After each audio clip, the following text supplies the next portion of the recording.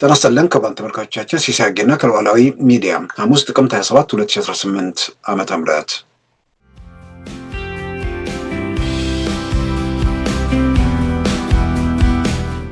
አሰብ የኢትዮጵያ ነች ያልነው አሰብ የኢትዮጵያ ስለሆነች ነው 100% ፒሪድ በተንኮልና በሸፍጥ አስመራና አዲስ አበባ ሆናችሁ ወስዳቸዋል ያኔ የተናገራቸው የለም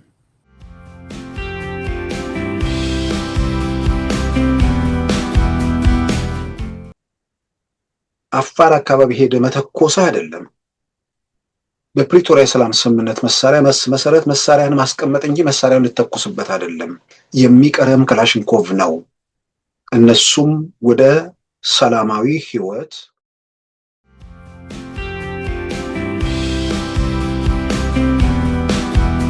ወንበድና ተግባራቸውን እንዲቀጥሉ ንብረቶቹን እንዲሸጡ ቢፈቅድ አይመስለኝም ያን የሚያደርግ ከሆነ ኢትዮጵያ መንግስት በኢትዮጵያ ላይ ወንጀል እየፈጸመ ነው ብዬ አምናለሁ እንዲህ አይነት ወንጀል እንዲህ አይነት ጥፋት እንዲህ አይነት ክደት ህዝብን ወደ ሞት ወደ ስቃይ ወደ ሰቆቃ እየመሩ አዲስ አበባ ንብረታቸው ላይ በመሸጥ የመለወጥ መብት የሚፈቅድላቸው ሆነ በኢትዮጵያ ላይ የተፈጸመ ወንጀል ነው ብዬ ነው አምነው እንደዛ እንደማሆን ተስፋ አደርጋለሁ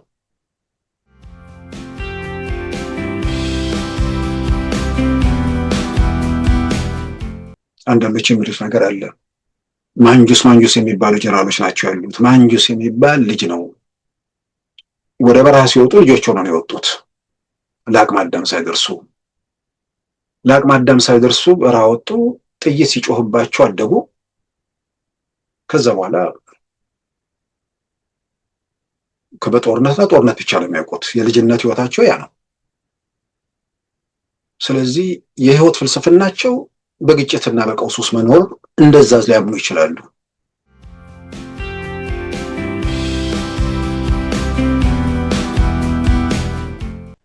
በዛሬው ፕሮግራማችን በእነዚህና በሌሎች ወቅታዊ ጉዳዮች ላይ ትኩረት አድርገናል አሁን ወደ ዕለቱ ዜና እናመራለን የህወሓት ኃይሎች የአፋር ክልልን ጥሰው በመግባት መንደሮችን መቆጣጠራቸውን የአፋር ብሔራዊ ክልላዊ መንግስት ሲገልጽ የህወሓት ኃይሎችም መግባታቸውን እንዳረጋገጡ የኤርትራ ሚዲያ ዘግቧል።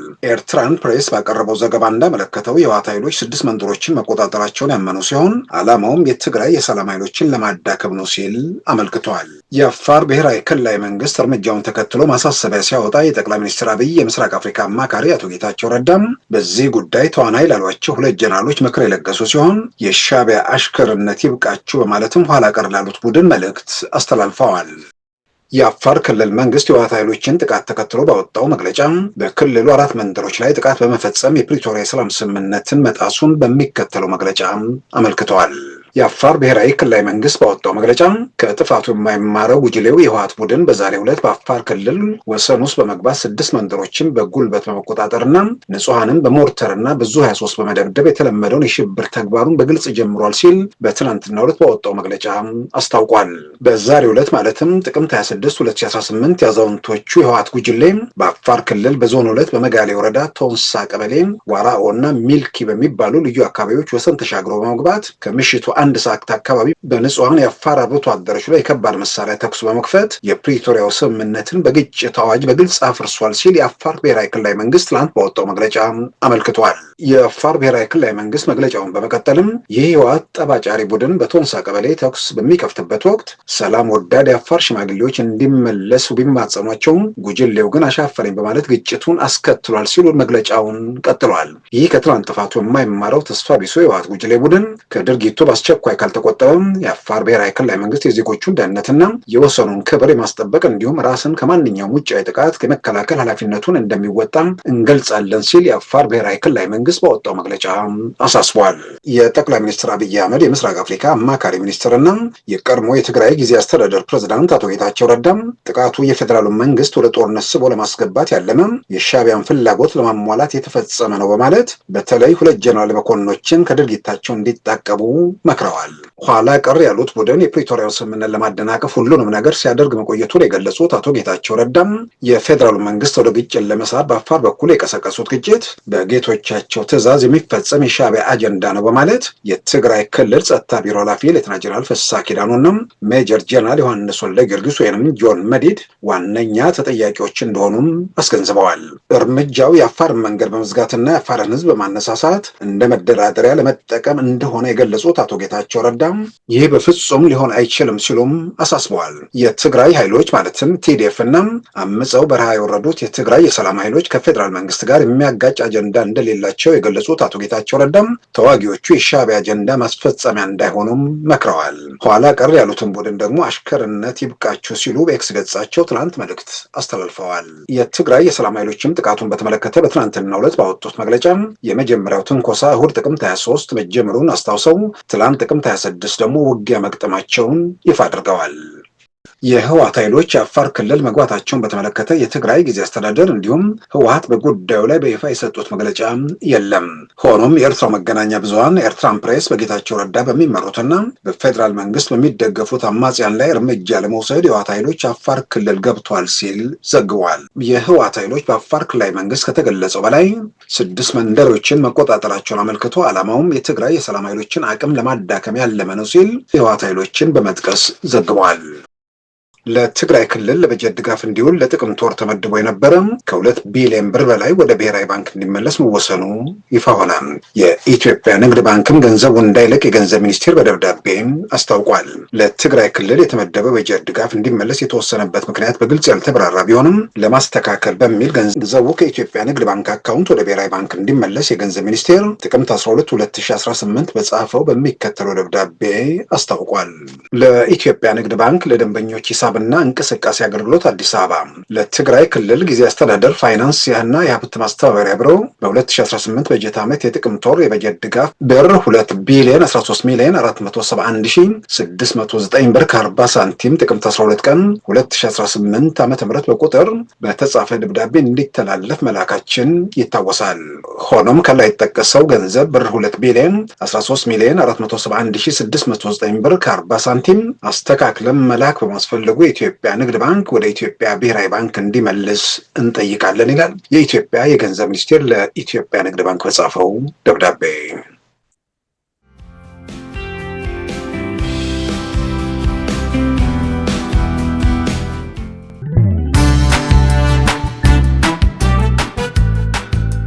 ሉዓላዊ ሚዲያን ይደግፉ። ስራዎቻችንን ለብዙ እንድናደርስ ሰብስክራይብ፣ ሼር፣ ላይክ በማድረግ ሉዓላዊ ሚዲያን ያጠናክሩ። እውነትን እንዘግባለን፣ ኢትዮጵያዊነትን እናቀነቅናለን። መድረኩ ግን ለሁሉም አመለካከት ክፍት መሆኑን እናረጋግጣለን። ሉዓላዊ ሚዲያ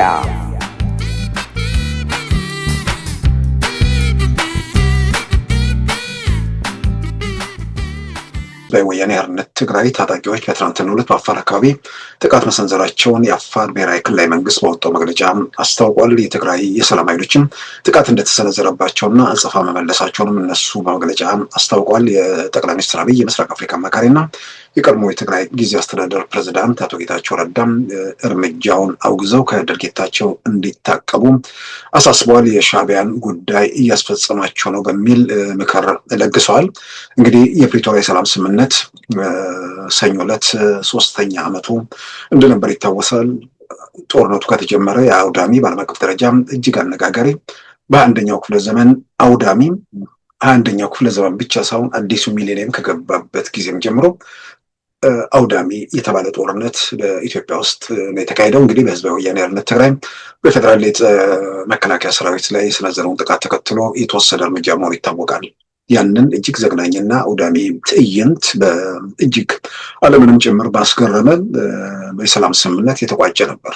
ኢትዮጵያን የተደሰቱበት ብዙ ያንን ምስቅልቅል ያንን ቀውስ የፈታ የሰላም ስምምነት ነበር። ወዲያውኑም የተወሰዱት እርምጃዎች ማንም ሰው ከጠበቀው በላይ ነበር።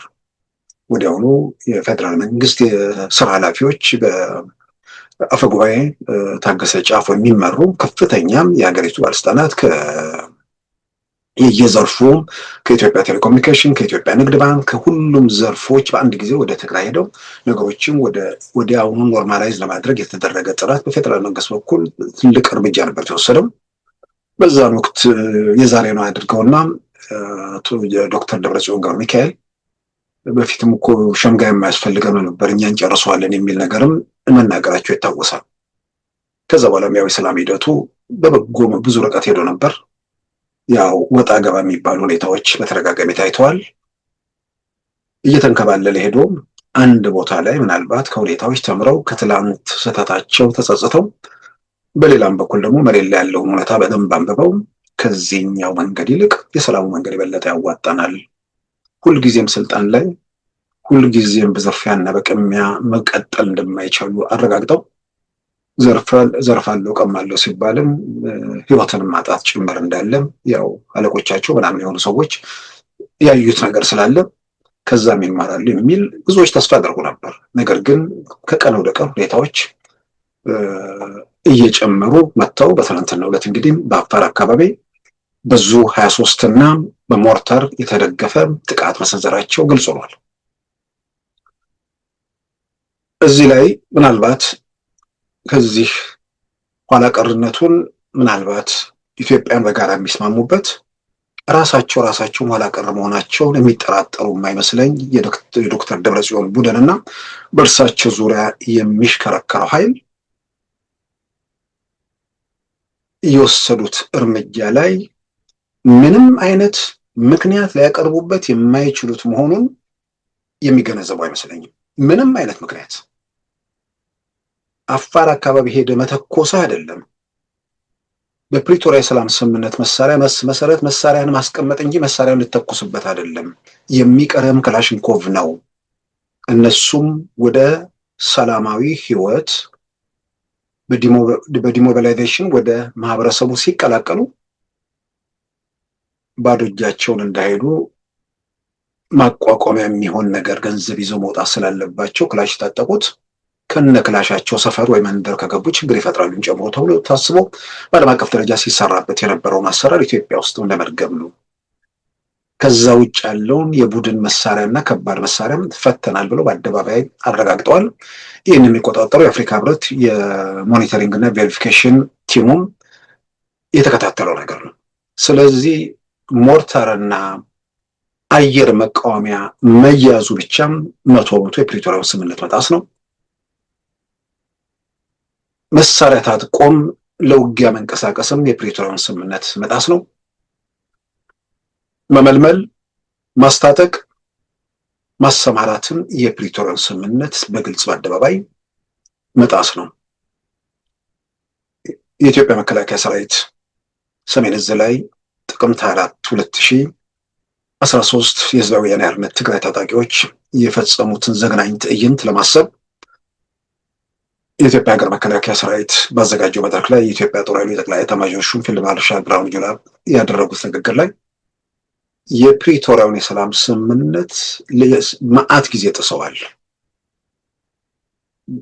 በጣሱ ቁጥር ያንን ተጥሷል ብለን ወደ እርምጃ ብንሄድ በመጣሳቸው የመጣው ጉዳትና ባጸፋው የሚከተለው ጉዳትን መዘነን ወደ ጦርነት ላለመግባት እየታገስን ነው የሚለውን ሰኞ ዕለት ተናግረው ረቡዕ ዕለት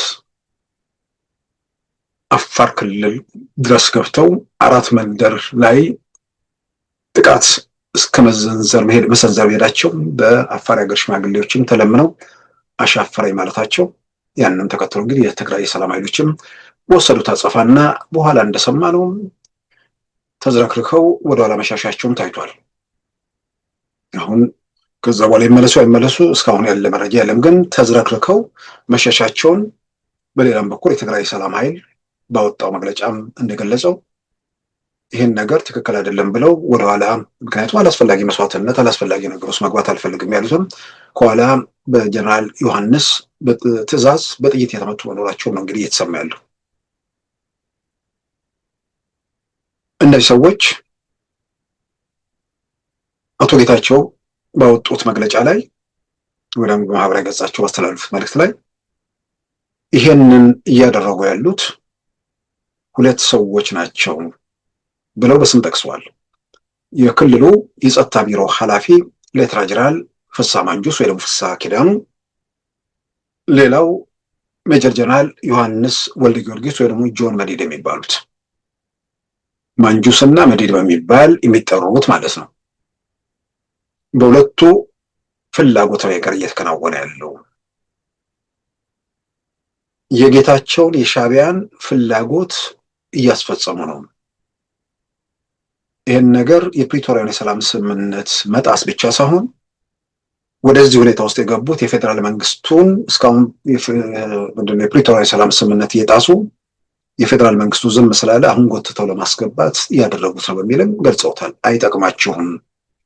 እርምጃቸው ከዚህም ባሻገር መንገድ ዘግተው የአፋርን ህዝብ አነሳስተው መደራደሪያ ለማድረግ እንደሆነም የእርሳቸውን በዚህ ስሜት ጭምር እርምጃውን እንደወሰዱ ገልጸዋል። እንደማይጠቅማቸው እንደማዋጣቸው አሳስበዋቸዋል። ምናልባት እነዚህ 2 የተባሉት ጀነራል መኮንኖች ወደዚህ እርምጃ እንግዲህ አቶ ጌታቸው ውስጥ የነበሩ ናቸው፣ ውስጥ አዋቂ ናቸው። አሁንም ውስጥ ሰው እንዳላቸው የሚያጠራጥር ነገር አይደለም። 2 ሰዎች የሚለው ነገር ጋር ሲመጣ ትግራይ ውስጥ የተፈጠረው ነገር ከቁጥጥር ውጭ እየወጣ መሄዱንም የሚያሳይ ነገር ነው። እነ ዶክተር ደብረጽዮን እዚህ ውስጥ ለማቆምም ለማስቀጠልም ሚናቸው እየቀነሰና እየተገደበ ምናልባትም ተመልካችነታቸው እየጨመረ መምጣቱን የሚያሳይ ነገር ነው። ቀደም ሲልም ሲባል የነበረ ነገር ነው። አሁን የፖለቲካ ፓርቲው ምናምን ወይ ደግሞ እነዛ ሳይሆኑ የጎበዝ አለቆቹ አየሩን ወይ ደግሞ ክልሉን በመዳፋቸው እያስገቡት ነው ሲባል ነበር። አቶ ጌታቸው የሚያረጋግጡት ይህንን ነው። 2 ናቸው ብለዋል። ይሄ 2 ግን ትልቅ መልእክት አለው። 2 ጠቅላላ ትግራይ ውስጥ ያለውን ነገር አይመስለኝም። በደቡብ ትግራይ በኩል ያለው ነገር ላይ የደቡብ ትግራይ አዛዥ ጀነራል ዮሐንስ ናቸው። እሳቸውና ጀነራል ፍስሐ በዛ ዙሪያ የሚያደርጉት ነገር ጀነራል ፍስሐ ወደ ኤርትራ ተሻግረው ሱዳንም ደርሰው የተመለሱ ሰው ናቸው። ባለፈው ነሐሴ ማለት ነው። በአቶ ጌታቸው መግለጫ ላይም የሻዕቢያን መልእክት እያስፈጸሙ ነው የሚለው ነገር ተነስቷል። የሻዕቢያን መልእክት ለማስፈጸም እነ ዶክተር ደብረጽዮንም ሌሎቹም ፈቃደኞች ናቸው።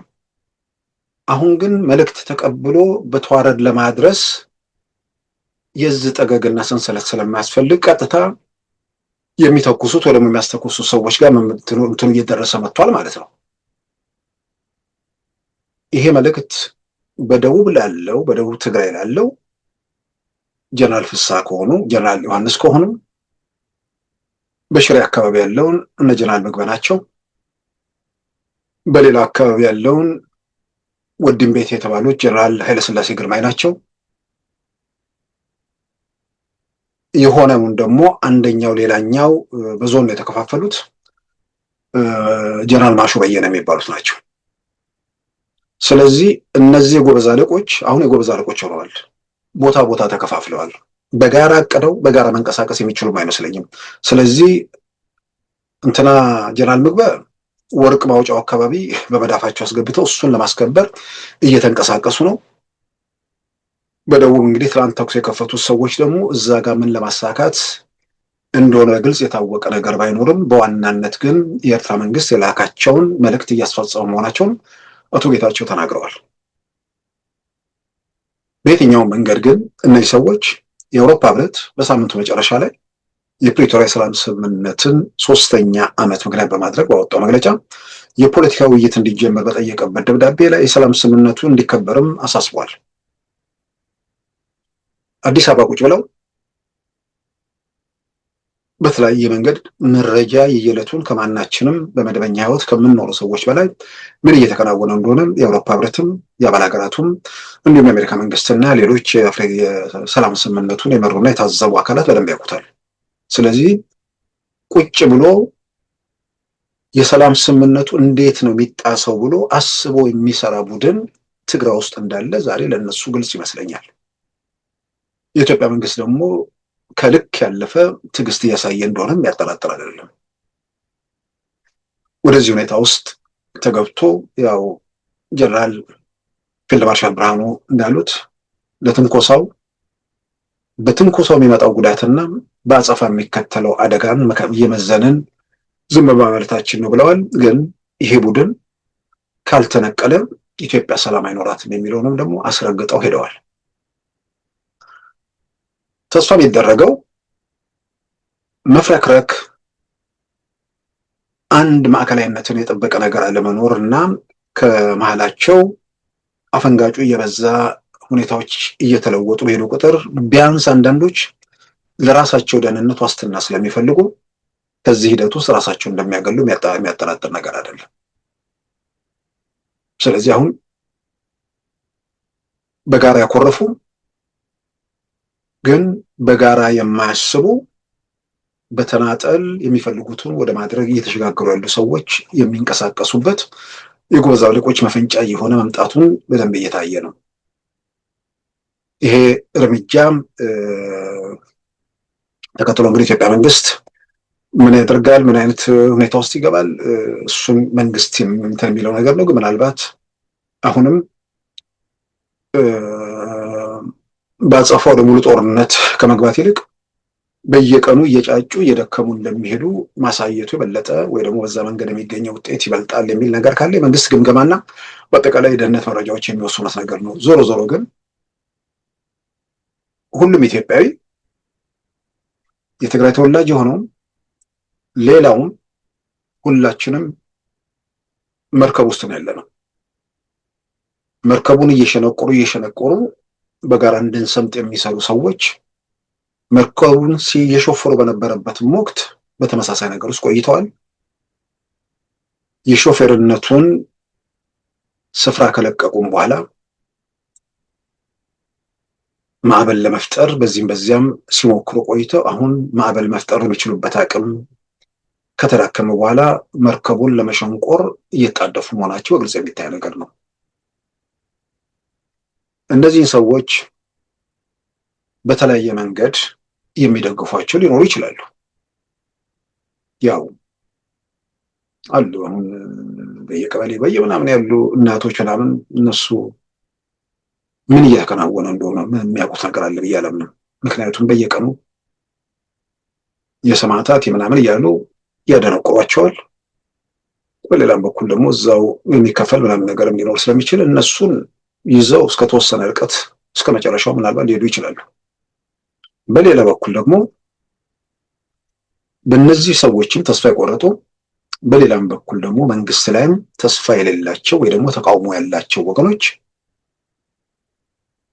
ረብሻውን በተወሰነ ደረጃ የሚፈልጉት የሚመስልበት ሁኔታ ይታያል። አንዳንዴ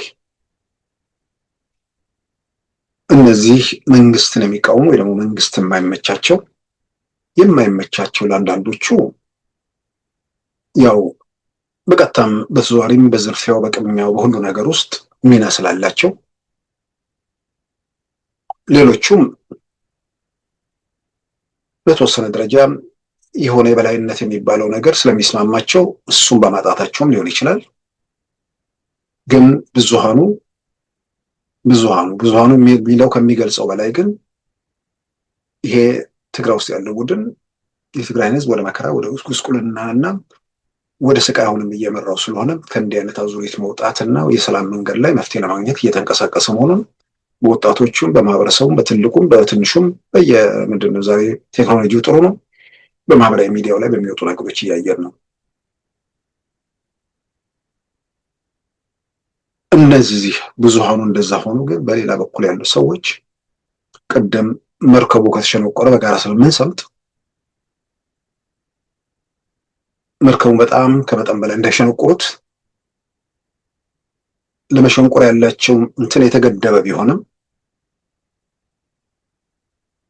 ችግር መፈጠሩ ግን ጣጣው ለሁሉም ስለሆነ ስልጣን ላይ ያለው መንግስት ጋር ችግሩ ምንድነው? የፕሪቶሪያ ሰላም ስምምነት ምንድነው? በታጣቂዎቹና በፖለቲካ መሪዎቹ በኩል የሚጠበቀውና ያልከወኑት ያልፈጸሙት የኢትዮጵያ መንግስት ያልፈጸመውና ያላደረገው ምንድን ነው የሚለውን መመዘኑ ለሁሉም ሰላምን ለሚፈልግ የተረጋጋ ሁኔታ በአገሪቱ እንዲቀጥል ለሚሻ በጣም ወሳኝ ነገር ነው ያን ማወቅና ለዛ ምላሽ መስጠት። ስለዚህ የፕሪቶሪያው የሰላም ስምምነትን በተመለከተ የኢትዮጵያ ፌዴራል መንግስት ያልመለሳቸውና ያልፈጸማቸው ያልከወናቸው ጉዳዮች ምንድን ናቸው የሚለውን በተደጋጋሚ ስለያነበት፣ በአንጻሩ ደግሞ ቲፒኤልኤፎች ያልፈጸሙት ምንድን ነው የሚለውን 1 2 3 ብለን እንዳለ የፈረሙትን ሁሉ በማፍረስ ላይ ሌት ተቀን ተጠምደው እየሰሩ መሆናቸው ግልጽ ስለሚታይ ይሄን አፈረሱ ይሄን ከወኑ የሚል ነገር ውስጥ ማንም መግባት የሚችል አይመስለኝም። ስለዚህ አሁንም የኤርትራንም ሆነ የሌላውንም ወገን ፍላጎት ለማስፈጸም የሚደረግ ነገርም ቢሆን መልእክተኛም የሚያሳካውን ነገር ነው መሞከር ያለበት። የሚልከውም ምናልባት ትንፋሽ ይሰበስባለሁ ብሎ እንጂ በእነዚህና በሌሎች መልእክተኞች አማካኝነት ኢትዮጵያ ውስጥ ያለውን ሁኔታ ለማቆም ለመለወጥ የሚችልበት አቅምም አጠቃላይ ሁኔታም በመሬት ላይ የለም። ምኞትን ማህበራዊ ሚዲያ ላይ ስላስተጋቡ መሬት ላይ ያንን እንተገብራለን ማለት አይደለም። ማነው የግብፁ የውጭ ጉዳይ ሚኒስትር ባድር አብዱላቲ ትላንት መነጋገሪያ እየሆነ ነበር። አሁን በፊቱ አንመለከትም፣ የአፍሪካ ቀንድ ጉዳይ የሚያገባናል፣ የቀይ ባህር ጉዳይ ጸጥታም በበላይነት እንቆጣጠራለን የሚል መግለጫ መስጠታቸውና በቀጥታ እንሳተፋለን የሚል ምንድን ነው ጉራም ብለው ማስተጋባታቸውን አንዳንዶች ያንን በድጋፊው ምናምን ሲያጨበጭቡ አይተናል። አሳፋሪ ነው። የኢትዮጵያ መብትና ብሔራዊ ጥቅሟን በተመለከተ አጀንዳ የሚያነሳ መንግስት በሀገሪቱ ውስጥ ባለበት ሁኔታ ውስጥ ከዛ በተቃራኒ የቆሙ ኢትዮጵያ በአባይ ላይ መጠቀም መብቷን የሚጻረሩ፣ በሌላም በኩል ደግሞ በቀይ ባህር ላይ ለመውጣት የምታደርገውን ጥረት በማናቸውም መንገድ እናስቆማለን ብለው የሚሰሩ አካላትን መደገፍና ማጨብጨብ የነሱ መልእክተኛ መሆን ወንጀልም ነውርም ግልጽ የሀገር ክህደትም ነው። ይህንን እንደ በጎ ምናምን ሲያስተጋቡ አንዳንዶች እየታዩ ነው። ግን ግብፅ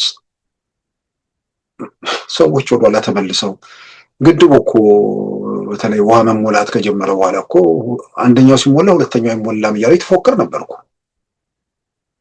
ሁለተኛው ሲሞላ ሶስተኛው ላይ ተፎከር ነበር። ከሶስተኛው በኋላ ራሷን ጠርጓት ይሄዳል የሚል በተለይም ሱዳንን ጠርጓት ይሄዳል የሚባል ነገር ስለመጣም ከዛ በኋላ ብዙ ፉከራው ብዙ ትርጉም እንዳይለው ብዙ ሰው በተለይ ባለሙያዎቹ ሲገልጹ ነበር። አሁን የግብፅ ፉከራ ምናምን ጉዳይ ሳይሆን ግብፅ ይህንን አቅም ኖሯት ነገሮችን ማስተካከል ብትችል እንደ አውሮፓውያን አቆጣጠር ከ2011 ጀምሮ ላለፉት 14 ዓመታት የጎበዝ አለቃ መፈንጫ ሆና የቀረችውን ጎረቤቷን ሊቢያን ከ2023 ኤፕሪል ወር ጀምሮ በጦር አበጋዞች የምትታመሰውን ሱዳንን እሱ ላይ ስራ መስራት ነበረባት። ሌላ እዛ ጉያ ያለውን እሳት ሳታጠፋ ርቀት መጥቶ የሆነ ነገር አደርጋለሁ ማለትም ብሎ በዓሉ ለምንድን ነው ለጨዋታው ድምቀት የተደናገረውንና የተደናበረውን ለማረጋጋት ሊጠቅም ይችላል። ተረጋጋ ማለት መደነባበሩ ቀረልህ ማለት አቅም አይደለም። አንተ መደነባበረ ስለቀረ በሌላ በኩል ያለው አቅም አይቀንስም። የዛኛው አቅም እንዳለ ነው። ያንተ መደነባበር ቀንሰ ማለት ምናልባት ዝግጁነት እንደውም ይቀንሳል እንጂ የምታመጣው ነገር የለም በማናቸውም መንገድ። ስለዚህ ትላንት በአፋር ክልል ላይ የህወሓት ኃይሎች ያደረጉትን እንቅስቃሴ ምናልባትም ወደ የተፈራውን ግጭት ወደምንገባበት ምዕራፍ ላይ እየተጠጋ መሆኑን የሚያሳይ ነገር ስለሆነ እዚህ ጋር ከተደረሰ በኋላ እነዚህን ሰዎች ማን ሊያቆማቸው ይችላል? የሃይማኖት አባት፣ የሀገር ሽማግሌ፣ ማን? የሃይማኖት አባቶቹ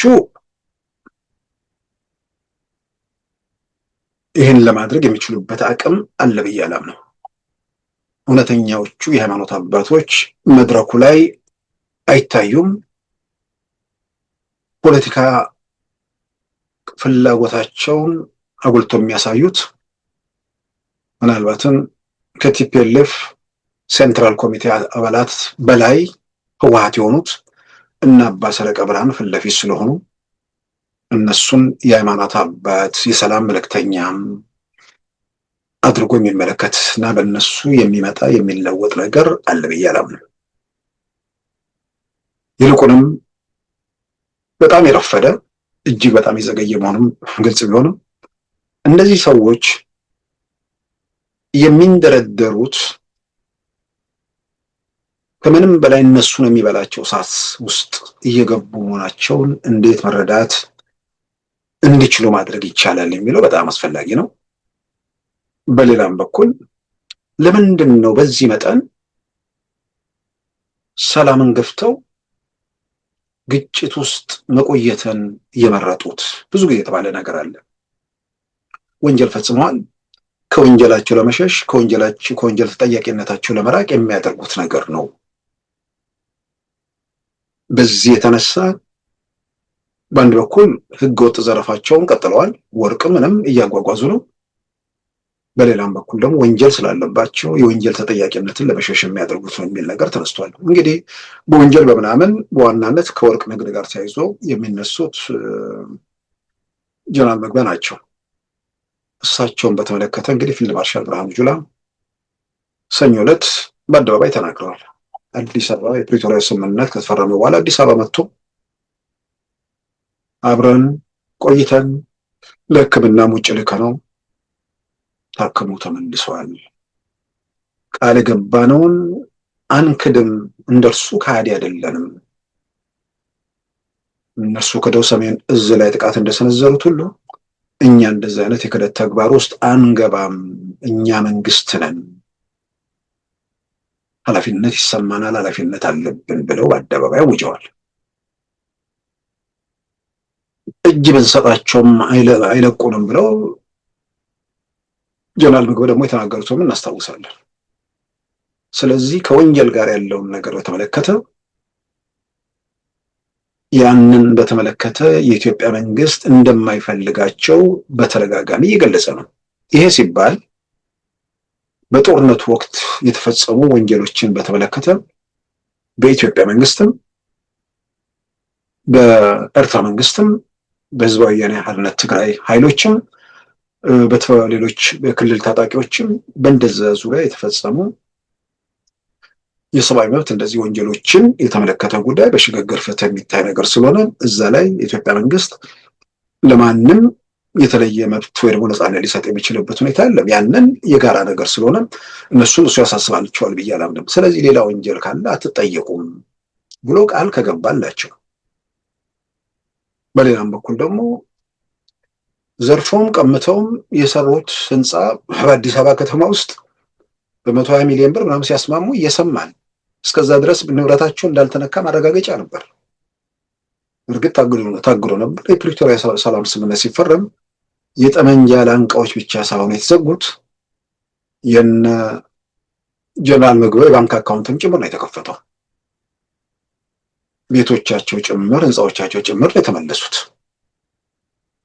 ወይንስ ስልጣን ላይ ብንቀጥል ኖሮ ይሄን ህንፃ በስንት እናባዛው ነበር እያሉ የህንፃ ቁጥር ህንፃው በማነሱ ወይ ደግሞ የህንፃውን ቁመት ረዥም ህንፃ በለጠ የተሻለ ህንፃ መስራት እንችል ነበር የሚል ቁጭት ነው የሚያደርጋቸው። አንዳንዴ ለማመን ለመገመት የሚያስቸግር ነገር ነው የሚሆነው ኢትዮጵያ ውስጥ። ስለዚህ እነዚህ ሰዎች ከወንጀል ጋር የተያዘ ነገር ከሆነ የኢትዮጵያ መንግስት ያው በአደባባይ የገለጸው ነገር ስላለ፣ በሌላ በኩል ከንብረቶቻቸው ጋር የተያዘው ነገር ከሆነ ያው በአደባባይ እንደተለቀቀላቸው ይታወቃል። ምናልባት አሁን ሕግና ስርዓት እያፈረሱ በስርዓት አልበኝነት ሲቀጥሉ ተይዞ ይሁን አላውቅም። በእርግጠኝነት ግን ወንብድና ተግባራቸውን እንዲቀጥሉ ንብረቶቹን እንዲሸጡ የሚፈቅድ አይመስለኝም። ያን የሚያደርግ ከሆነ የኢትዮጵያ መንግስት በኢትዮጵያን ላይ ወንጀል እየፈጸመ ነው ብዬ አምናለሁ። እንዲህ አይነት ወንጀል፣ እንዲህ አይነት ጥፋት፣ እንዲህ አይነት ክደት ህዝብን ወደ ሞት፣ ወደ ስቃይ፣ ወደ ሰቆቃ እየመሩ አዲስ አበባ ንብረታቸው ላይ በመሸጥ የመለወጥ መብት የሚፈቅድላቸው ከሆነ በኢትዮጵያ ላይ የተፈጸመ ወንጀል ነው ብዬ ነው አምነው። እንደዛ እንደማሆን ተስፋ አደርጋለሁ።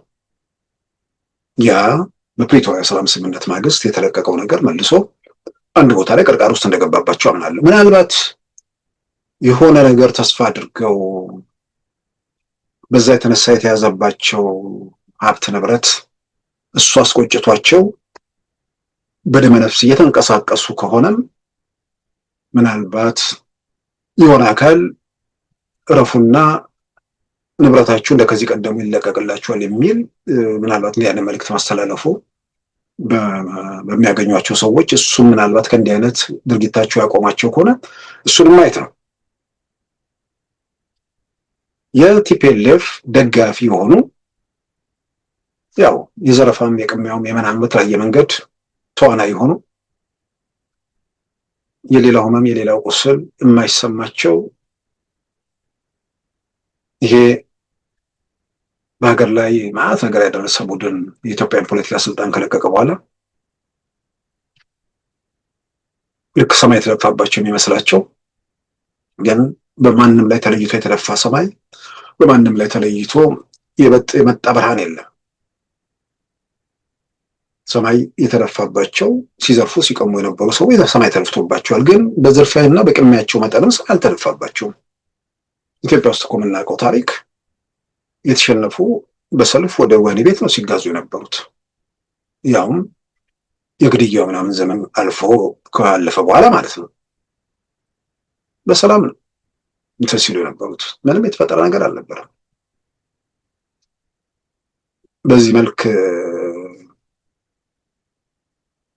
የፖለቲካ ሂደቱ በዛ መልክ ቀጥሎ ያው ተመልሶ ቤተመንግስት ለመግባት የተከፈተው ጦርነት ያስከተለው አደጋ፣ ሞት፣ መከራ፣ ስቃይ ሁሉም የሚያስታውሰው ነገር ስለሆነ መደጋገሙም አስፈላጊ አይደለም። ስለዚህ ያ የማይመለስና የተዘጋ አጀንዳ መሆኑን ምናልባት አይናቸውን ለመግለጥ የተቸገሩ ሰዎች በደንብ አይናቸውን ገልጠው የተሟላውን ስዕል ኢትዮጵያ ውስጥ ያለውን አይተው በሚያዩት ስዕል ውስጥ የሆነ ሰው፣ የሆነ ማህበረሰብ፣ የሆነ አካባቢ፣ የሆነ ዜጎች መብታቸው የተገደበ የተቀነሰ ነገር አለ የሚል ነገር ካለ እሱ ትክክለኛ ተገቢ የመብት ትግል ነው። በዛ ላይ ትኩረት አድርጎ መንቀሳቀስ ያስፈልጋል። ነገር ግን ኢትዮጵያ ውስጥ የዚህ ወይም የዛ ሰፈር መብት ነፃነት ምናምን ተገደበ ብሎ አሁን በአደባባይ ለማንሳት የሚችል ማንም አለ ብዬ አላምንም። ከትግራይ ጋር ተያይዞ ባለው ነገር ላይ ያው ምርጫው ላይ ትግራይ ውስጥ ተሳትፎ ስላልነበር ከምርጫው በፊት ተኩሰው ሌላ ነገር ስለፈጠሩ በፌዴሬሽን ምክር ቤት፣ በተወካዮች ምክር ቤት እንደዚህ ክፍተቶች አሉ። በፕሪቶሪያ ሰላም ስምምነት መሰረት የፖለቲካ ንግግሮችን አድርገው ወደ ተሟላ የፖለቲካዊ ህገ መንግስታዊ ስርዓት የመመለሱ ነገር ውስጥ ይገባል። ከዛ ውጭ የዚህ ወይም የዚያ የተለየ የተገደበ ወይም የዚህ ወይም የዚያ ያጣው በተለይ ያገኘ ብለን የምንጠራው ነገር የለም። ሁሉም ዘረኛ፣ ሁሉም በየመንደሩ በየሰፈሩ የተኮለኮለ እኔ ባይ እኛ የሚለው ነገር የማይገባውና የማይገለጥለት ሁሉም በየሰፈሩ ተጎዳ ወይ ደግሞ ተበደልኩ ብሎ እንትን ሊል ይችላል። ምክንያቱም አእምሮ ውስጥ የሚያየው ስዕል ሰፈሩን ብቻ ስለሆነ በትልቋ ኢትዮጵያ ውስጥ ስላለው ሚናና በትልቋ ኢትዮጵያ ውስጥ ሁሉም ባለድርሻ መሆኑን ለመገንዘብ ስለሚቸግረው ማለት ነው። ስለዚህ የመንደር ሰዎች፣ ብሔርተኞች የጎደለባቸው ብዙ ነገር የቀረባቸው ሊንጫጩ ምናምን ሊሉ ይችላሉ። ግን በተጨባጭ ኢትዮጵያ ውስጥ ባለው ሁኔታ ውስጥ የቀሩ የጎደሉ የዚህ ወይም የዛ የሚባሉ ነገሮች ካሉ እንደሱ አይነት የመብት ጥያቄዎችን አንስቶ በሰላማዊ በህጋዊ አግባብ መሄድ ለሁሉም የሚጠቅም ነው። ከዚህ ውጭ ምን ስለጎደለና ምን ስለቀረ ነው እንዲህ አይነት ሁኔታ ውስጥ የሚገባው? ጦርነት የኢትዮጵያ መንግስት የባህር በር ጥያቄ አንስቷል። የባህር በር ጥያቄው ከተነሳ እኮ 2 ዓመት ከምናምን አለፈው እኮ። የባህር በር ጥያቄ መነሳት ለቲፒኤልኤፎቹ በተለይም በጥፋትና በቀውስ ውስጥ ለመቀጠል ለሚፈልጉት እንደ ሰርግና ምላሽ ሆኗል። መሸሻና መጠጊያ ምናልባትም መሳሪያና ምናምን ድጋፍ ያደርግልናል የሚሉት የኤርትራ መንግስት ከኢትዮጵያ መንግስት ሆኖ ጠላት ሆኖ መምጣቱ እነሱን እንደ በጎ እርምጃ እያዩ ነው። በተለያየ መንገድ በኩርፊያን በቁጣም ውስጥ ያሉ ሰዎች ግን እነዚህን የነ ዶክተር ደብረጽዮንን ቡድን አሁን ዶክተር ደብረጽዮንም እንደምንሰማው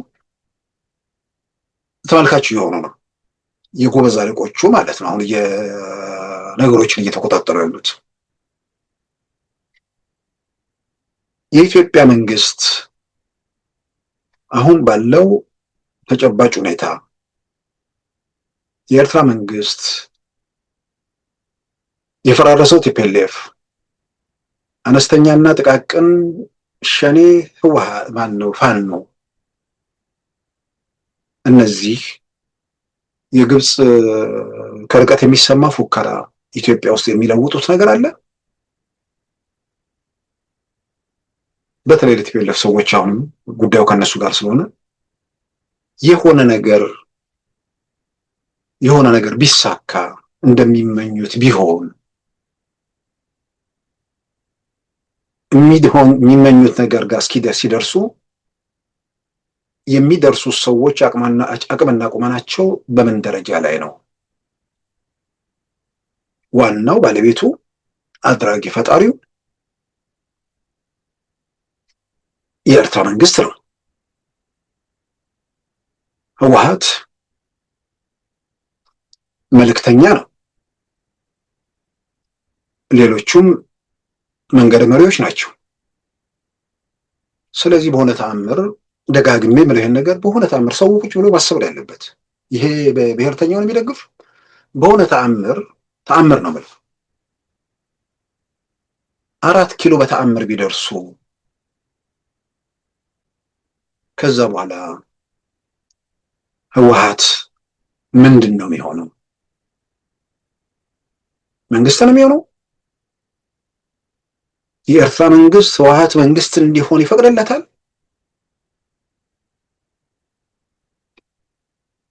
የማልቋቋመው ትልቁን ባላንጣይን ካጠፋ በኋላ ሁለተኛ የሚነሳ ባላንጣ እንዳይኖር እዛው ኮርኩሞ አጫጭቶ ይሄዳል ብቻ ሳይሆን ከዚህ በኋላ እንደ ሀገር ኢትዮጵያ መቀጠሏ የማያቋርጥ የባህር በር አጀንዳ ይቀጥላልና ስለዚህ ለጎበዝ አለቆች መፈንጫ ሀገሪቱን ትቶ በዛ መልክ አስተካክሎ በዛ መልክ ሁኔታዎችን በታትኖ እንደሚሄድ ቅንጣት ታክል የሚያጠራጥር ነገር አይደለም። ዝም ብሎ እንደ ኤርትራ መንግስት ማንም ሰው ሲያስበው ይሄን ነው ሊያደርግ የሚችለው። የኤርትራ መብትና ጥቅም ብሎ ለሚያስብ ከህወሓት ጋር ካልተስማማ፣ ከጠቅላይ ሚኒስትር አብይ መንግስትም ጋር ካልተስማማ ከማን ጋር ሊስማማ ይችላል? ስለዚህ ጫፍና ጫፍ ያሉ ናቸው። አንደኛ ሁሉንም ነገር ውሰድና በሰላም እንኖር ነው፣ ስልጣኔ ላይ አትድረስብኝ ነው። ሌላኛው ደግሞ በጋራ ሆነን እንደግ ምንድነው የጋራ አጀንዳ ፈጥሮ ሁለት ሀገር ነን ግን በጋራ እንነሳ የሚል ጫፍና ጫፍ ያሉ የፖለቲካ አስተሳሰብ ያላቸው ቡድኖች ጋር አብሮ መቀጠል ያልቻለው የኤርትራ መንግስት ከነሱ ጋር መነጋገር ወይ ደግሞ ሰላም ማውረድ ያልቻለው የኤርትራ መንግስት ከፈራረሰው ቲፒኤልኤፍ ሌሎቹ እንዳሉ ስለማይቆጥሯቸው እነሱም አጀንዳቸው አይደሉም፣ ለእኛም አጀንዳ ሊሆን አይችልም። ስለዚህ አሁን መንግስት ላይ ቅሬታ ወይ ደግሞ ተቃውሞ ያላቸው ሰዎች ህወሓት ወይ ደግሞ እነዚህ ጦር አዛዦቹ በየቀኑ የሰላም ስምምነቱን እየጣሱ መሆኑን እያወቁ የሆነ ነገር ጠብ የሚል ነገር እናገኝ ይሆናል ብለው በተለያየ መንገድ ቢያንስ ከድርጊታቸው እንዲታቀቡ ባለማድረግ የሚተባበሩ በዋትና ዋዙ የሚሽከረከሩ ሰዎች መጨረሻ ላይ የሚሆነው ነገር የጎበዝ አለቆቹ እኮ ኢትዮጵያ ጋር ሲደርስ ምንድን 4 ኪሎ ጋር እኮ ሲደርሱ ሀገር አይኖረንም ብቻ አይደለም እኮ ክልል የሚባለው ነገር እኮ አይኖርም። ከወዲሁ እኮ እየተከፋፈሉት ነው እኮ። አሁን ጀነራል ታደሰ ወይ ጀነራል አሁን ፍስሐ ማንጁስ ጀነራል ምግበን ከሽሬ አካባቢ አንስተው ሌላ ቦታ መመደብ ይችላሉ? በተአምር። የየራሳቸው ርስት አድርገው ወስደውታል። ወደፊት የዛ አካባቢ ፈላጭ ቆራጮች ወርቁንም ሌላውንም ነገር እንትን የሚሉበት ከዛ በኋላ የሆነ ኢትዮጵያ ፈርሳ የሆነ ክልል ሰላም ይሆናል ብሎ የሚያስቡ ሰዎችም ካሉ እያደረጋችሁ ያላችሁት ነገር የኢትዮጵያ መንግስት እያደረገ ያለው ኢትዮጵያንም አጠቃላይ ክልሎችንም በህልውናቸው እንዲቀጥሉ ለማድረግ እየተሰራ ያለ ስራ ነው። ሀገር ለማፍረስ ክልል ለመበተን ኢትዮጵያንን ወደ ትንንሽ እንጎቻ መንግስታት ለመቀየር የሚደረጉ መንደፋደፎች ናቸው። ደግነቱ ሳይደግስ አይጣለም እንዲሉ የሚንደፋደፉት ከመንደፋደፍ ያለፈ ነገር ማድረግ አለመቻላቸው፣ በሌላም በኩል ያለው ኃይል ደግሞ የሚንደፋደፉትን ቆንጥጦ ወደ መስመር ለማስገባት የሚችል መሆኑ በስጋታችን ወይ ደግሞ ፍርሃታችን መጠን እንትን እንዳንል አድርጎናል። አሁንም እነዚህ ኃይሎችን የሚደግፉ በተለይ ከቲፒኤልኤፍ አንጻር አሁንም ቆም ብለው እነዚህ የጦር ጀነራሎች ሌላ የሚያሰጋቸው ነገር ካለ በስጋታቸው መጠን የሰዎች እልቂት ምክንያት ከሚሆኑ ምናልባት የኢትዮጵያ መንግስት የማያውቀው ነገር ካለ ያንን መልእክታቸውን ወስደው የኢትዮጵያ መንግስት ቢያደርሱ፣ አለዛም ደግሞ የጤና ምናምን ችግርም ከሆነ በጋራ የሚያብዱበት ነገር ካለ አንዳንድ የስነ ልቦናና የጥንትን ምክር መስጠቱም በብዙ መልኩ አስፈላጊ ነው። አንዳንዶች የሚሉት ነገር አለ። ማንጁስ የሚባሉ ጀነራሎች ናቸው ያሉት። ማንጁስ የሚባል ልጅ ነው። ወደ በረሃ ሲወጡ ልጆች ሆነው ነው የወጡት። ለአቅመ አዳም ሳይደርሱ በረሃ ወጡ። ጥይት ሲጮህባቸው አደጉ። ከዛ በኋላ በጦርነትና ጦርነት ብቻ ነው የሚያውቁት። የልጅነት ህይወታቸው ያ ነው። ስለዚህ የህይወት ፍልስፍናቸው በግጭትና በቀውስ ውስጥ መኖር እንደዛ ሊያምኑ ይችላሉ። ያ ምንድነው ጭር ሲል አልወድም የሚባለው ነገር። ስለዚህ እነሱ ያደጉበት ነገር ስለሆነ ምናልባት ጭር ሲል ብዙ ነገር የጎደለባቸው ሊመስላቸው ስለሚችል ጭር ሲል ሰላም የሚሰማው ሚሊዮን መሆኑን ስለማያውቁ እነሱ ጭር ሲል ጦርነት ስለሚመስላቸው ወይ ደግሞ ሁከትና ግር ስለሚመስላቸው ከዛም አንጻር ምናልባት የስነ ልቦና ጉዳዩ ስለሆነ ልቦና ባለሙያዎችም በዚህ በኩል ላይ ስራቸውን ቢሰሩ ተገቢ ነው ብዬ አምናለሁ። ይሄ የቲፒኤልኤፎች ተደጋጋሚ ትንኮሳ በጣም ለማንም አይጠቅምም። ለሁሉም የማይበጅ ነገር ሆኖ መሆኑን ተገንዝበው ሰዎቹ ከድርጊታቸው በመጨረሻው ሰዓት ምክንያቱም በየቀኑ ከድርጊታቸው ከእንደዚህ አይነት ጉዳይ እንዲታቀቡ እስከ መጨረሻው ድረስ መሞከር ክፋት የለውም። ምንም መጥፎ ነገር አይደለም። ስለዚህ አቶ ጌታቸው እንዳሉት የትግራይ ቲዲኤፍ የሚባለውና የትግራይ የሰላም ኃይል የሚባሉ ወንድማማቾች ናቸው። እነሱ እርስ በርስ የሚታኮሱበት ምክንያት የለም። እነዚሁ ደግሞ ከኢትዮጵያ መከላከያ ሰራዊት ጋር የሚታኮሱበት ነገር የለም። ወንድማማቾች ናቸው፣ ኢትዮጵያን ናቸው ሁሉ። ስለዚህ አሁን በዋናነት ቲፒኤልኤፎቹ ያደረጉ ያሉት የትግራይ የሰላም ኃይል የሚባሉትን ራሳቸው ከእነሱ ጋር አብረው ሲዋጉ የነበሩትን ለመውጋት ነው እየሞከሩ ያሉት። ያው ዓላማው አቶ ጌታቸው እንዳሉት ፌዴራል መንግስቱን ጎትቶ ከዛ በኋላ የአፋር መንገድ ቆርጦ መደራደሪያ ለማድረግ እንደዚህማ በጉልበትማ የፈለግከውንና የፈቀድከውን ልታደርግ ከሆነማ ምን ህግና ስርዓትማ እንዴት ነው የሚከበረው? ስለዚህ እነ ዶክተር ደብረጽዮንም አሁን በአይናችን እያየ ፎክረው ተመልካች እየሆኑ መምጣታቸው አስገራሚ ነው። አይናቸው እያየ ትግራይን የጎበዝ አለቆች መፈንጫ ለማድረግ ሄዱበትን መንገድ ህሊና ካላቸው ምናልባት ቆም ብለው አሁን ለማረም እነሱ እድል አላቸው ብዬ አምናለሁ። ማረም የሚችሉት ምንድን ነው?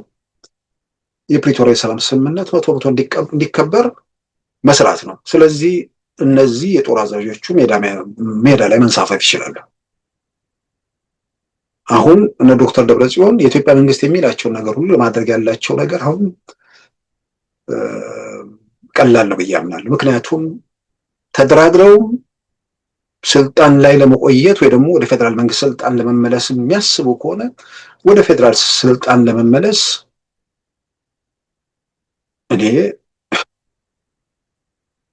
በሽታም አለ ቅዠትም አለ። ግን ሰው ሲቃዥም እኮ በልክ ነው።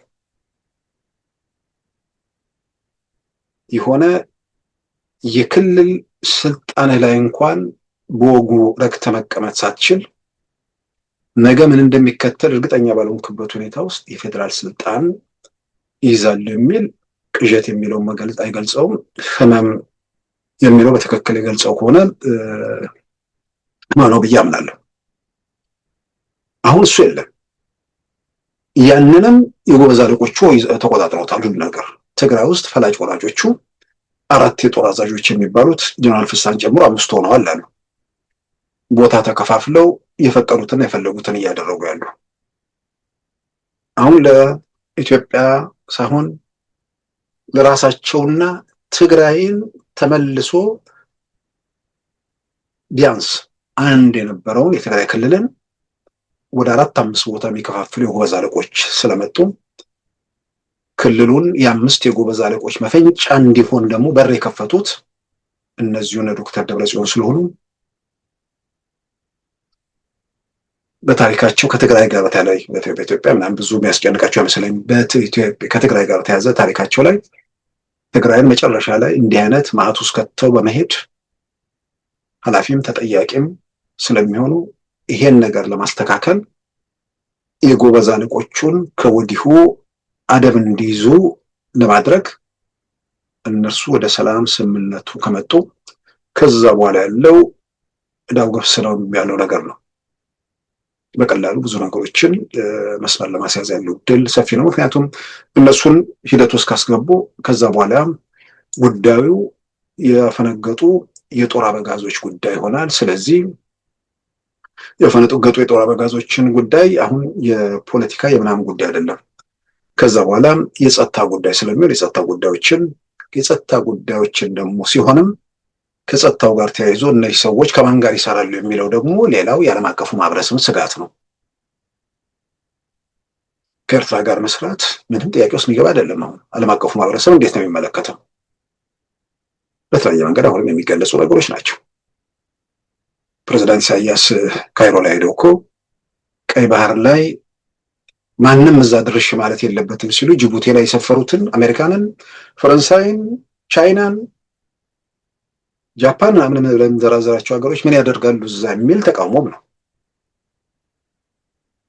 ያ ደግሞ ለነዛ ምን አይነት መልእክት እንደሆነ በተለይ ለምዕራባውያኑ ለማንም ምንም የሚያጠራጥር ነገር አይደለም። እነሱ የቀይ ባህር ጉዳይ የዓለም የንግድ እንቅስቃሴ ከሚካሄድባቸው መስመሮች አንዱ ስለሆነ የጸጥታ ሁኔታ ያሳስበናል ብለው አሉ። አይግ መምጣት የለባቸውም ራሳችንን ማስከበር አለብን የሚለው ምዕራባውያኖች ላይ ያለም ተቃውሞ ጭምር ነው። ዛሬም ምዕራባውያኖቹ ላይ ያለው ተቃውሞ አልረገበም። ምዕራባውያኖቹ ደግሞ ምን እንደሚፈልጉ ይታወቃል። ስለዚህ እነዚህ እነ ዶክተር ደብረጽዮን ከሂደቱ መውጣት የሚችሉበት ሁኔታ ቢፈጠር ጎበዝ አለቆቹ ጋር ያለው ነገር የበለጠ እየቀለለ ይሄዳል ብዬም አምናለሁ። ከቀይ ባህር ጋር ተያይዞ ባለው ነገር ላይ በየአጋጣሚውና በየጊዜው ማንሳቱ ጥሩ ነው። ከልህ ከምናምን ነገር ውስጥ ወጥቶ በሚበጅና በሚያዋጣ ነገር ላይ መንቀሳቀሱ ለሁሉም አስፈላጊ ነው። ኢትዮጵያ ውስጥ ቁጭቱ ምናምን በደንብ ሰው ውስጥ አለ። አሁን በየአጋጣሚ በየመድረኩ የሚነሳ ነው። አዲስ ነገር አይደለም። አዲስ ነገር የሆነው አጀንዳው የመንግስት መሆኑ ነው። ሌላውማ ሲታመምበት የቆየ ነገር ነው። ከኢትዮጵያ ውስጥ ለውጥ መጥቶ የጠቅላይ ሚኒስትር አብይ መንግስትና የፕሬዝዳንት ኢሳያስ መንግስት አንድነት ሲፈጥሩ ብዙ ነገሮች ይስተካከላሉ፣ ይለወጣሉ። በጋራ አብሮ ማደግና ብዙ ነገሮችን ማስተካከል የሚቻልበት እድል ይፈጠራል የሚል ትልቅ እምነትና ተስፋም ነበር። ያ እምነትና ተስፋ በዚህ ፍጥነት በዚህ ሁኔታ እንዲህ ይመክናል ብሎ ማንም አልጠበቅም። ግን የቀይ ባህር ፍላጎትና ጥያቄ ኢትዮጵያ ውስጥ አሁን የመንግስት አጀንዳ መሆኑ ብቻ ሳይሆን የሀገሪቱ የጦር ባለሙያዎችም ጭምር በቁጭት የሚያነሱት ነገር ነው። ከዚህ ቀደም ደግሞ የገለጹ አሉ። አሁን ዲፕሎማት የሆኑት በኬንያ የኢትዮጵያ አምባሳደር ጀነራል ባጫ ደበሌ ቀይ ባህር አሰብ የኢትዮጵያን የሚል ጠንካራ እምነታቸውን ኢትዮ ፓራዳይም ሚዲያ ላይ የሰሜን ዕዝ ጥቃት የተፈጸመበትን 5ኛ ዓመት ምክንያት በማድረግ ባደረጉት ቃለ ምልልስ ላይ እዛ ላይ አንስተዋል። ከምንም በላይ በሰላም ነው የሚመረጠው። ግን የኤርትራ መንግስት የሚያደርጋቸው ጽምዶ በሚል የሚያደርጋቸው እንቅስቃሴዎች ወደ አላስፈላጊ ነገር ውስጥ ሊያስገባን እንደሚችልም ምክርም ጭምር ለግሰዋል። ኢትዮ ፓራዳይም ላይ በሰጡት ቃለ ምልልስ ይህንን በየአጋጣሚው ኢትዮጵያ ውስጥ ያለውን ስሜት፣ የጦር አዛዦቹ ጋር ያለውን ስሜት፣ ህብረተሰቡ ጋር ያለውን ስሜት ሁሉም በተለይ በኤርትራ ወገን ያሉ አንዳንዶች የማህበራዊ ሚዲያ ላይ የሚንጫጫውን በኩርፊያና በቁጣ ውስጥ ያለውን እሱን ገምግመው እሱን ተመልክተው በቅዠት ውስጥ የሚባክነው ተጨባጭ እውነታ ጋር ያለ መስሏቸው እንዳይሳሳቱ ይልቁንም እውነታው ምንድን ነው የሚለው እነሱም ተመልክተው ሁለት ወንድማማች ሀገር፣ ሁለት ወንድማማች ህዝብ እንዴት በጋራ መነሳት፣ በጋራ መበልጸግ፣ በመፈራራት በጠላትነት ወደ 60 ምናምን ዓመት የመጣውን ምዕራፍ የሆነ ቦታ ላይ መዝጋት፣ እሱ ላይ መስራቱ በጣም አስፈላጊ ነው። ስለዚህ የኢትዮጵያ መንግስት፣ የኢትዮጵያ ጦር አዛዦች፣ የኢትዮጵያ ዲፕሎማቶች ኢትዮጵያን በየአቅጣጫው በየአጋጣሚ የሚያነሱት መሆኑንም በዚህ አጋጣሚ ጀነራል ባጫም ከኢትዮ ፓራዳይም ጋር በዚህ ጉዳይ ላይ የተናገሩትን ለተመልካቾች በማስታወስ የዛሬውን ፕሮግራማችንም እናጠቃልላለን። አሰብ የኢትዮጵያ ነች ያልነው አሰብ የኢትዮጵያ ስለሆነች ነው። 100% ፒሪየድ። በተንኮልና በሸፍጥ አስመራና አዲስ አበባ ሆናችሁ ወስዳቸዋል። ያኔ የተናገራቸው የለም። በዛን ጊዜ የሚናገር ሰው አንገቱ ይቆረጣል። አማራ እንደሚተርተው ደረቃቅ ጉሮሮ ይቀዳል። ምን ማለት ነው? መቼ፣ ለማን፣ የት ልናገር የሚል ነገር ነበር ጄኔሬሽኑ የሚጠብቀው። አሁን ደግሞ የኢትዮጵያን አሰብ የሚያስመልስ ጄኔሬሽን ነው ያለው። ስልጣን ላይ ያለው መንግስት የዚህ ጄኔሬሽን ነው። በጠቅላላ የኢትዮጵያ ህዝብ በዚህ ተግባብተዋል። አሰብ የኛ ነው አይደለም። አሁን ጥያቄው እንዴት ነው የምንመልሰው ነው። ስለዚህ አዎ በጉልበት ነው የወሰዳችሁት። በጉልበት የወሰዳችሁትን በጉልበት ይመለሳል ክፉ ከመጣ። ነገር ግን በጉልበት ለመመለስ አንሄድም። ይልቁንስ ወደ ጉልበት ከሚኬድ ብንተባበር። የዛሬ ሐሙስ ጥቅምት 27 2018 ፕሮግራማችን በዚሁ ተጠናቋል። ጤና ይስጥልን።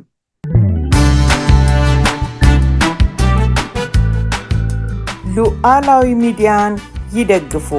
ስራዎቻችንን ለብዙ እንድናደርስ ሰብስክራይብ፣ ሼር፣ ላይክ በማድረግ ሉዓላዊ ሚዲያን ያጠናክሩ። እውነትን እንዘግባለን፣ ኢትዮጵያዊነትን እናቀነቅናለን። መድረኩ ግን ለሁሉም አመለካከት ክፍት መሆኑን እናረጋግጣለን። ሉዓላዊ ሚዲያ